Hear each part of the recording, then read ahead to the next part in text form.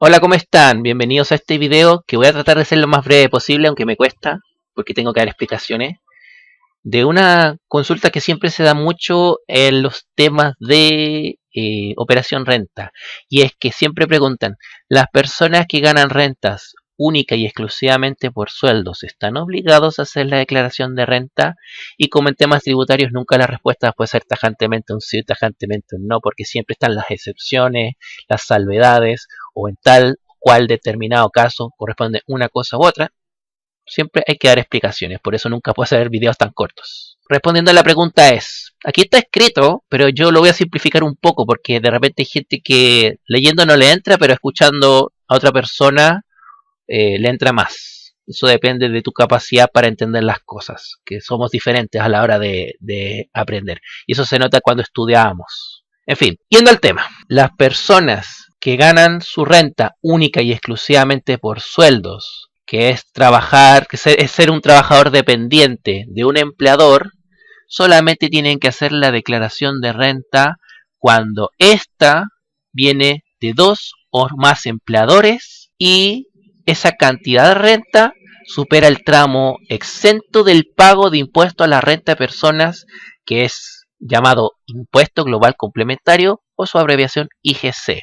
Es decir, si yo tengo un sueldo con un solo empleador y lo tengo durante todo el año y trabajo ahí y no hago nada más, no estoy obligado a hacer la declaración de renta. Ahora bien, si yo en el corto, mediano plazo, y esto no es una obligación tributaria, esto es un tema de conveniencia, si yo en el corto, mediano plazo quiero sacar un crédito de consumo, un crédito hipotecario, quiero hacer otra operación financiera en el banco, me conviene hacer la declaración de renta porque a veces dentro del papeleo que te pueden pedir para los trámites bancarios te piden la última declaración de renta y de repente es mejor hacerla ahora que está la operación renta que hacerla después, porque después te puede llegar una multa que puede ser de una UTA. ¿Cuánto es una UTA? Son 12 unidades tributarias mensuales. La UTA significa unidad tributaria anual, por si acaso. Hay un video donde explico bien estas cosas, pero es por si quieres verlo, ¿ya? Por lo general, la persona que tiene un solo sueldo con un solo empleador no está obligada. Los que tienen dos sueldos de dos empresas distintas o más están obligados siempre y cuando la suma de esos sueldos en el año superen el tramo exento de pago de impuesto global complementario. Es decir, el tramo exento para cada año es si tus rentas superan las 13,5 UTAs, valor de la UTA al mes de diciembre del año anterior al cual estás haciendo la declaración de renta. Estamos en 2024, tendría que ser el valor de la UTA de diciembre de 2023. Si estamos en el año 2025, tendría que ser el valor de la UTA de diciembre de 2024. Y si estamos en el año 2026, tendría que ser el valor de la UTA de diciembre de 2025. Y así sucesivamente hasta que cambie la ley tributaria. ¿Y por qué digo esto? Porque de repente puede pasar que una persona en un año se haya cambiado de empleador varias veces. Puedes tener 2, 3, 4 sueldos en 4 empresas distintas y por ejemplo en una empresa trabajaste en un mes, en la otra trabajaste 2 meses, en la otra un mes más, en la otra 2 meses más y en el fondo trabajaste todo el año en empresas distintas y es como si hubieses trabajado para un solo empleador a lo largo del año. Y a pesar de eso, en todas partes te trabajaste por el sueldo mínimo. Entonces, por más que hayas trabajado en distintos empleadores, no alcanzaste a superar el tramo exento. Por eso le explico. Si tú tienes sueldos y tienes ingresos por rentas distintas al sueldo, está obligado a hacer la declaración de renta. Ejemplo, hay una persona que puede jurar y requete contrajurar que su único ingreso son por sueldos, pero no se acuerda que justo en febrero del año anterior al cual está haciendo la declaración de renta hizo una boleta de honorarios. Ya solo por haber hecho esa boleta de honorarios tiene que hacer la declaración de renta, aunque sea por 2 lucas la boleta, no importa. Ya solamente con que haya una boleta, ya, obligado a hacer la declaración de renta.